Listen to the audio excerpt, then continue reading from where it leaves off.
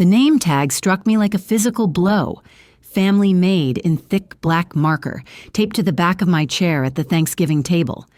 My fingertips went numb against the warm foil of the freshly baked pies I was carrying. The dining room seemed to tilt sideways as conversations dimmed and sharpened simultaneously. Every word suddenly too loud, yet distant. Isabel, my mother-in-law, looked directly at me, her pearls catching the light as she tilted her head. "Oh, Vanessa, we saved your usual seat," she called out, voice dripping with false sweetness. "Don't worry, you'll still be serving just like always." The room erupted in laughter. Kimberly covered her mouth with a napkin, snorting inelegantly. Patricia's eyes darted away, unable to meet mine as she offered a polite chuckle. And Zachary, my husband, briefly glanced up from his phone, the corner of his mouth twitching with amusement before he looked back down, saying nothing. I stood frozen, pies still in my trembling hands, as heat rushed to my face. Not from embarrassment, though that was there too. This was something else, something molten and electric surging through me. 10 years of swallowed words, forced smiles, and exhausting emotional labor crystallized into a single, clarifying moment. My name is Vanessa. I'm 38 and a former event coordinator. This is the story of how I served justice instead of dinner. The dining room was a masterpiece of holiday perfection. Crystal glasses catching the late afternoon sunlight, candles flickering between artfully arranged centerpieces. Everything looked beautiful because I had spent hours making it so. The turkey glistening in the center of the table. I'd been up since 5:30 a.m. preparing it. The cornbread stuffing, cranberry compote, and bourbon pecan pies, all made by my hands. I'd arrived at Isabel's house 3 hours early to help set up, while everyone else strolled in minutes before dinner. Now they sat there, waiting to be served by the family maid. My phone vibrated in my pocket, 3 short pulses. Without looking away from the name tag, I shifted the pies to one arm and retrieved my phone. The message was from William, my 24-year-old son from my first marriage. I'd had him young, barely more than a child myself at 14, which was partly why I'd always tried so hard to be perfect for everyone else. "We're coming in." The simple text sent a wave of calm through me. I slipped the phone back into my pocket and slowly made my way to the kitchen, placing the pies carefully on the counter. Through the kitchen window, I could see bare tree branches swaying against the gray November sky.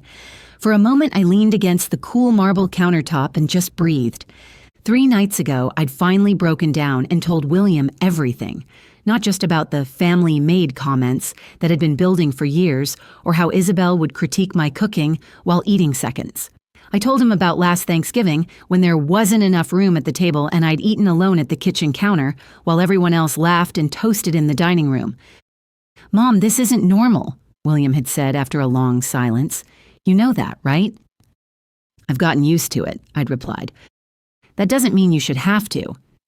William explained that he'd been interning at a small law firm specializing in emotional abuse cases. His mentor, Jasmine, had helped women establish legal boundaries when other options failed. Not lawsuits, but formal cease and desist notices. Documents that transformed invisible pain into concrete terms. I'd laughed at first. What would I even do? Sue them for being mean? William hadn't laughed. "No, but we can serve them a notice, a boundary, a warning." That word, boundary, had echoed in my mind for days, because that's what had been missing all these years. Not love, not effort, not even respect. Boundaries. My phone buzzed again. "Be there in 10. I straightened my spine, smoothed down my burgundy dress, and walked back to the dining room. The conversation hushed slightly as I entered. The family maid sign was still there, like a trophy of their cleverness. I approached my chair slowly, deliberately. Without a word, I reached for the sign. "Let me take that down," Isabel said, half rising from her seat, suddenly helpful now that the joke had landed. "No need," I replied, my voice steadier than I felt. I folded the sign in half and placed it gently on the sideboard. Then I sat down in the chair, not because I accepted the label, but because I was reclaiming the space. Isabel's smile faltered, just slightly. She wasn't used to me deviating from the script. Zachary glanced up from his phone. "You okay?" he asked quietly, a note of caution in his voice. I met his eyes directly. I'm fine. He nodded, clearly relieved I wasn't making a scene. He never did well with discomfort or confrontation, or me having a voice. The meal resumed, glasses clinked. Patricia asked about someone's beach house renovation. Kimberly complained about her daughter's college boyfriend. But I wasn't listening. I was counting minutes, feeling the weight of my phone in my pocket like a promise. The knock on the door was gentle, but in that moment, it might as well have been a thunderclap. For a second, no one moved. Isabel paused mid-sentence, gravy boat suspended in mid-air. Kimberly's laugh trailed off into uncertainty. Zachary looked toward the hallway, brows furrowed. The second knock came sharper. I'll get it, I said, standing up. You don't have to, Zachary began, but I was already walking away, each step down the hallway feeling like shedding a layer of myself. Years of swallowed words, forced smiles, and thankless labor falling away with every footfall.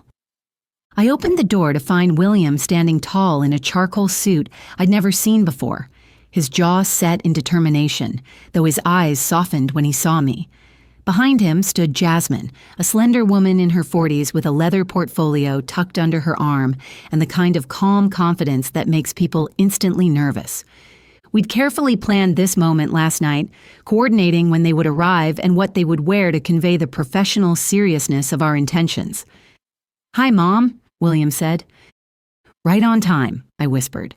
I stepped aside to let them in. Isabel was already standing at the edge of the hallway, hands on her hips, her smile frozen in place. William, what a surprise, she said, voice artificially sweet. You didn't say you were bringing a guest. William gave a tight smile. This is Jasmine. She's here on behalf of my mother. The room went still. Zachary rose from his chair, face darkening. Good afternoon, Jasmine nodded politely. I'm here to deliver a formal notice regarding the misuse of personal labor, emotional distress, and the ongoing expectation of unpaid service. Excuse me. Isabel blinked rapidly.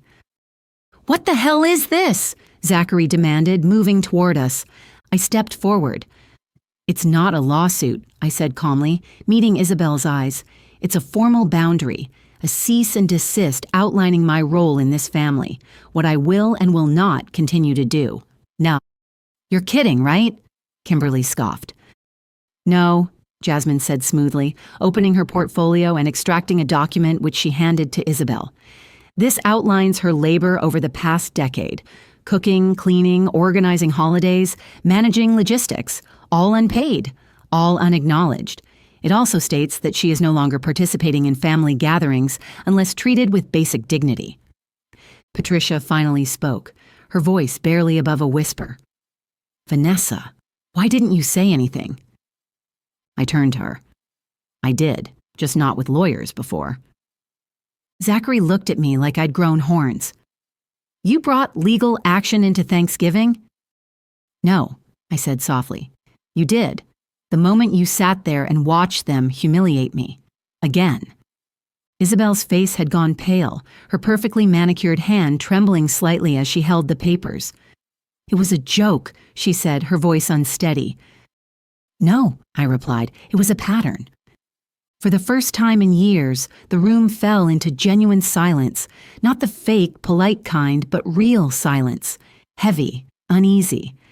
I looked at the chair with the sign, now folded neatly on the sideboard, and felt something lift from my shoulders, a weight I'd been carrying for so long I'd forgotten it was there. William moved to stand beside me, hands in his pockets. He didn't say anything else. He didn't need to. You're tearing this family apart, Isabel said, still clutching the papers like they might burn her. I shook my head. Number, I'm saving myself from it. With that, I turned, walked past the table with its gleaming dishes and untouched food, and headed for the front door. Jasmine followed, professional and composed. William looked at me, eyebrows raised in question. You ready? He asked. I nodded once. I've been ready for years. The drive home was quiet, but it was the peaceful kind of silence, not the heavy kind I'd grown used to. William kept glancing over at me, trying to read my expression, checking if I was okay. I didn't say much. I was still processing. But I remember watching the trees blur past, their bare branches dancing in the wind, and thinking, I'm never going back there again. Not like that. At home, I made myself a cup of tea, kicked off my heels, and sat at my kitchen table, my own table. I let myself feel everything, not just the humiliation and anger, but also the relief, the strange lightness that came from finally saying, enough. The next morning, I woke up late. I didn't clean up after anyone. I didn't fold anyone's laundry. I didn't cook for a crowd that would never thank me. I made myself pancakes, just for me, and ate them in bed. It's strange how good guilt can be at disguising itself as loyalty. For over a decade, I thought I was keeping peace by staying quiet. I thought I was being strong by enduring it all. I thought being a good wife meant keeping Zachary's family happy at the cost of my own dignity. But peace built on silence isn't peace, it's self-erasure, and loyalty should be mutual, rooted in respect. Zachary texted that evening, "This was unnecessary." I stared at those 3 words for a long time, then deleted the message without replying. We haven't really spoken since. He moved into a hotel a few days later. I didn't ask where or why. I didn't need to. William checks in on me every few days. The weekend after Thanksgiving, he brought over dinner, lasagna with slightly burned edges. As we ate, he said, "It's your turn to be taken care of." I couldn't even answer. I just hugged him and tried not to cry. I've started volunteering at a local women's center, not because I have all the answers, but because I understand.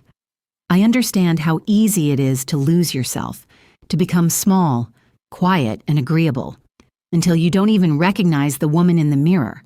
But now I do. Now I look in the mirror and see someone who finally chose herself, not in anger, not in revenge, but in truth and strength. Thanksgiving looks different now. No crowded tables, no fake smiles, no labels, just peace, real peace. And sometimes, when I think back to that chair, the one they labeled family made, I smile because they were right about one thing. I did serve. I served meals. I served love. I served patience and strength. But this year, I served boundaries. I served self-worth. And I served justice, cold, with a side of dignity. If you've ever felt overlooked, unappreciated, or erased in your own family or relationship, know this: you're not alone, and you deserve better. Sometimes the most powerful thing you can do is finally choose yourself. Stay grounded, stay brave, and never forget your worth.